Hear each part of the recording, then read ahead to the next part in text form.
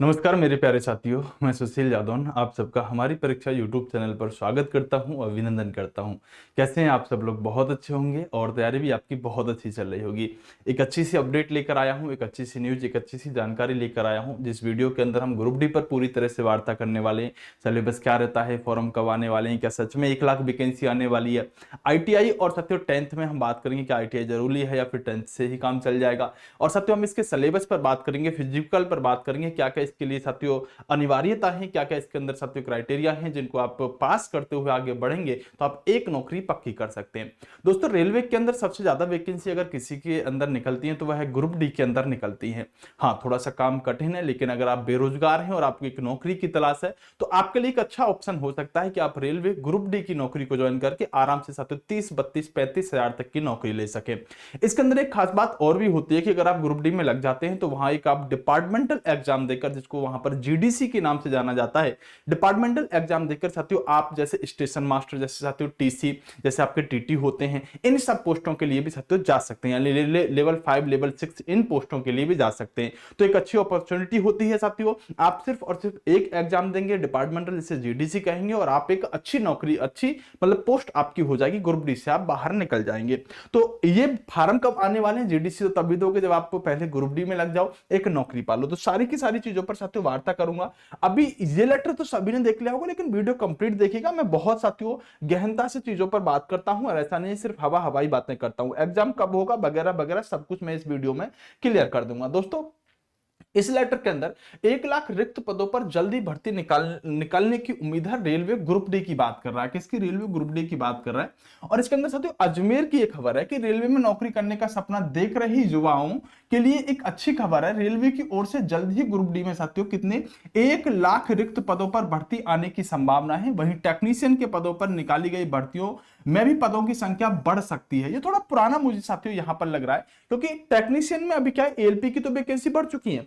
हाँ, पुराना नहीं, नया एकदम। एएलपी की वैकेंसी तो बढ़ चुकी है, लेकिन टेक्नीशियन की अभी बढ़ी नहीं है। तो वही चीजें लिख रहा है। तो साथियों इनकी संख्या बढ़ सकती है। रेलवे की ओर से हाल ही में 1,38,000 पदों की भर्ती पूरी की गई थी, जो अभी साथियों ग्रुप डी वाली थी। अभी भी रेलवे में 2,40,000 पद रिक्त हैं। रेलवे की कर्मचारी संगठनों की मांग पर रेलवे ग्रुप डी और पैरामेडिकल के रिक्त पदों पर भर्ती निकालने की तैयारी शुरू कर दी गई है। इस संबंध में सभी जोनल रेलवे से रिक्त पदों की संख्या का आकलन 2025 तक करते हुए ब्यौरा मांगा गया है। ऐसे में ग्रुप डी के 1 लाख पदों पर साथियों भर्ती आने की संभावना है। यह भर्ती अक्टूबर माह में निकाली जाएगी। रेलवे पहले पैरामेडिकल के रिक्त पदों पर भर्ती निकालने की तैयारी में नहीं थी।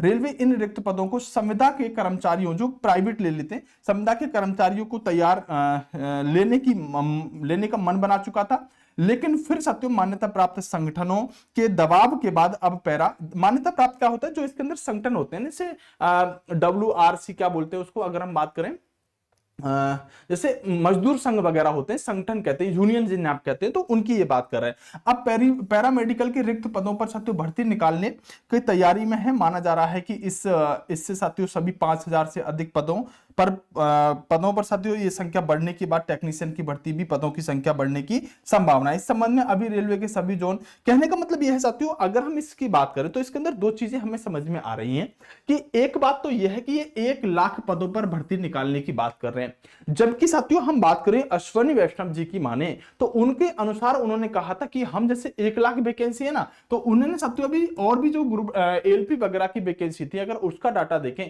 तो पद तो बहुत खाली थे, लेकिन उन्होंने 5,000 पद निकाले, आरपीएफ के कम पद निकाले।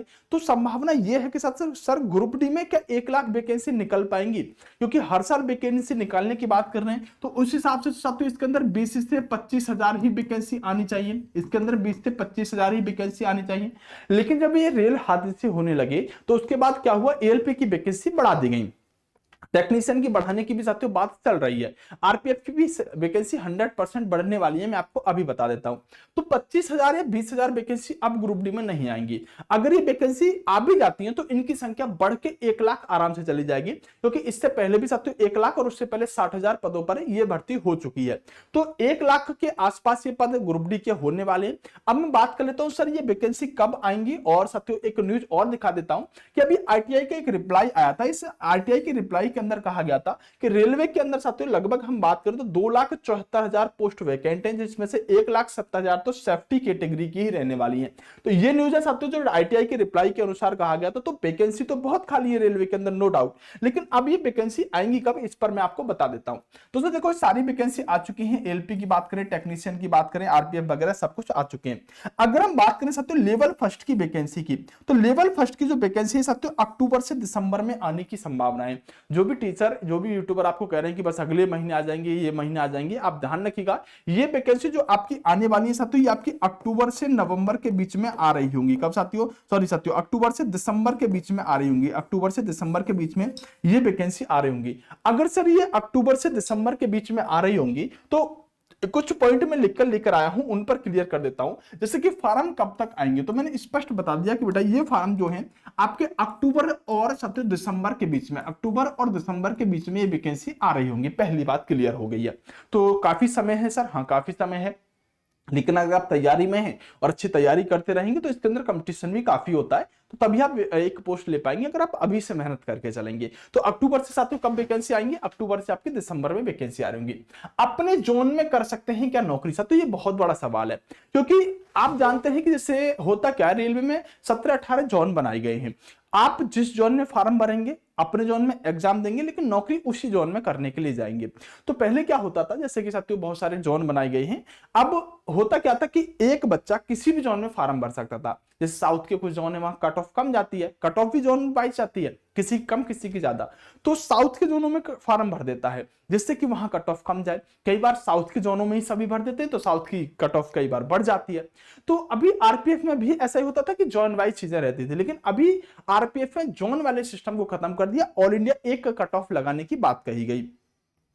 क्या यहां पर भी जोन खत्म हो सकते हैं, साथियों संभावना है कि जोन वाला सिस्टम यहां पर भी खत्म हो। और अगर साथियों आप अच्छे नंबर लेकर आते हैं, अगर देखो जोन वाला सिस्टम रखा तो आप अगर अपने जोन से फार्म भरोगे तभी अपने जोन में नौकरी कर पाओगे, लेकिन अगर जोन वाला सिस्टम हटा दिया तो आप अच्छे नंबर लेकर आ पाओगे, तभी आप अपने जो नॉर्थ इंडिया है तभी आप यहां पर नौकरी कर पाओगे। नहीं कम होंगे तो नंबरों के हिसाब से डिवाइड करेंगे तो साउथ में भेजेंगे। तो जोन वाला सिस्टम साथियों संभवतः खत्म होना चाहिए। अगर जोन वाला सिस्टम रहता है तो अपने जोन से फार्म भरने पर ही आप अपने जोन में नौकरी कर पाओगे। तो नॉर्थ इंडिया की थोड़ी कट ऑफ ज्यादा रहती है। तो ये सबसे बड़ा सवाल है कि आईटीआई और 10th यानी कि ग्रुप डी के साथियों पोस्ट के लिए क्या आईटीआई एलिजिबल है, या फिर साथियों इसके अंदर 10th से ही काम चल जाएगा, या 10th और आईटीआई दोनों चाहिए। दोस्तों मैं इस बात पर आपको स्पष्ट बताना चाहता हूं कि जब ये वैकेंसी 2018 में आई थी तो 2018 के समय पर साथियों आईटीआई वाले ही इस फॉर्म को भर सकते थे जिन्होंने आईटीआई कर रखी थी। लेकिन जब ये वैकेंसी 2019 में आई तो 2019 में साथियों आईटीआई और 10th वाले भी, आईटीआई या 10th, यानी कि साथियों अगर आप किसी ने आईटीआई नहीं कर रखी है 10th कर रखी है तो वो ग्रुप डी का फॉर्म भर सकता था। 2019 में ऐसा कर दिया गया। तो साथियों अब अगर ये सिर्फ आईटीआई को दोबारा से लागू करते हैं तो ऐसा करना संभव नहीं होगा। तो ये अब साथियों आपने अगर 10th कर रखी है तो भी आप इस फार्म को भर सकते हैं, आईटीआई कर रखी है तो भी फार्म को भर सकते हैं। इसमें क्या होता है, इसमें लगभग 27-28 पोस्ट होती हैं, तो कुछ पोस्टों के लिए साथियों एलिजिबल कर देंगे कि उनके लिए साथियों आपको कंपलसरी आईटीआई चाहिए। बाकी 10th वाले भी इसके अंदर फार्म भर सकते हैं। तो आईटीआई 10th का कंफ्यूजन मत रखना, 10th वाले भी फार्म भर सकते हैं। कुछ पोस्टों के लिए 10-15% पोस्टों के लिए आईटीआई साथियों इसमें कंपलसरी रखेंगे। एग्जाम कब तक होगा, ये सबसे बड़ा पॉइंट है सर, एग्जाम कब तक हो सकता है। दोस्तों ये एग्जाम जो आपका जा रहा होगा ना, मैं स्पष्ट आपको बता देता हूं, ये एग्जाम अगर ये दिसंबर तक साथियों आपके फॉर्म भरवाते हैं तो दिसंबर के बाद जनवरी, फरवरी, मार्च, अप्रैल, मई, जून, ये साथियों आपका एग्जाम मई जून के आसपास हो रहा होगा। आपको इतनी लंबी बातें कोई नहीं बता सकता, सब यही कहेंगे कि बस 2 महीने में 3 महीने में एग्जाम हो जाएगा। मई जून से पहले, इनके डाटा के आधार के हिसाब से मई जून से पहले तो ये एग्जाम नहीं हो रहा है साथियों। हो सकता है कि अप्रैल में हो जाए या जुलाई में हो जाए। मैं मई जून साथियों 20 की चीजें मान के चल रहा हूं, तो मई जून में ये लगभग एग्जाम आपका हो रहा होगा। तो कुल पद कितने रहने वाले हैं, तो साथियों मैंने बता दिया कि लगभग 1 लाख पद आने की संभावना है। अगर 1 लाख नहीं आए तो साथियों ये संख्या आपकी 20 से 25 हजार भी रह सकती है, क्योंकि ये हर साल अगर वैकेंसी निकालने के मूड में रहेंगे तो 20 से 25 हजार पद आएंगे।